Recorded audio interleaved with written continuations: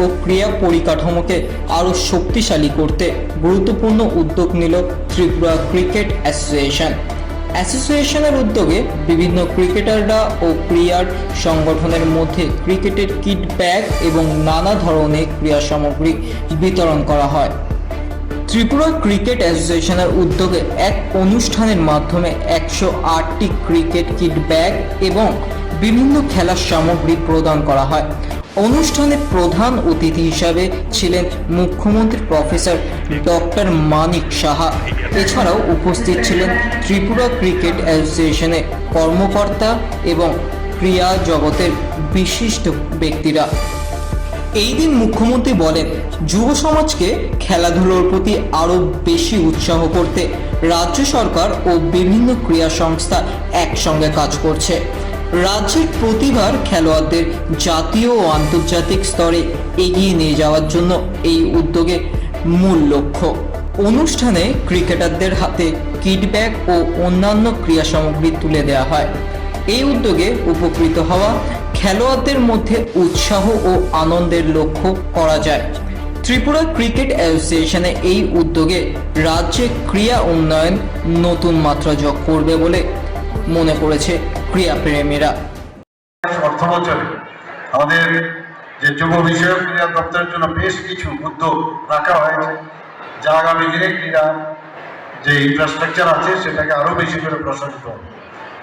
সেগুলো কি আগরতলায় বাজারঘাটে প্রায় 30,000 দর্শক একসাথে যাতে সেখানে খেলা দেখতে পারে, সেই 30,000 দর্শক আসন বিশিষ্ট একটা গ্যালারি আমরা নির্মাণ করব।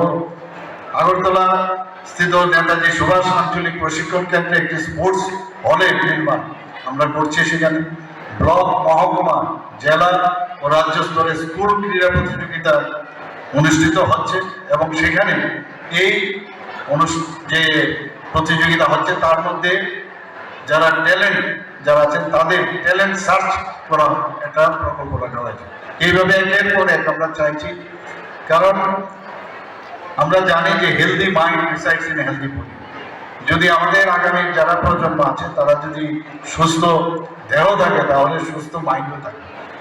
আমরা চাই যে ত্রিপুরার ছেলেমেয়েরা এবং আগেও কিন্তু ভালো ভালো প্রতিভাবান ক্রিকেটারই হোক বা অ্যাথলেটই হোক, সুইমারই হোক, জিমন্যাস্টিক্স তো আমাদের আছেই, বিভিন্ন খেলায় কিন্তু ত্রিপুরার খুব নামি দামি প্লেয়ার সর্বভারতীয় স্তরে আন্তর্জাতিক স্তরে নাম করেছে।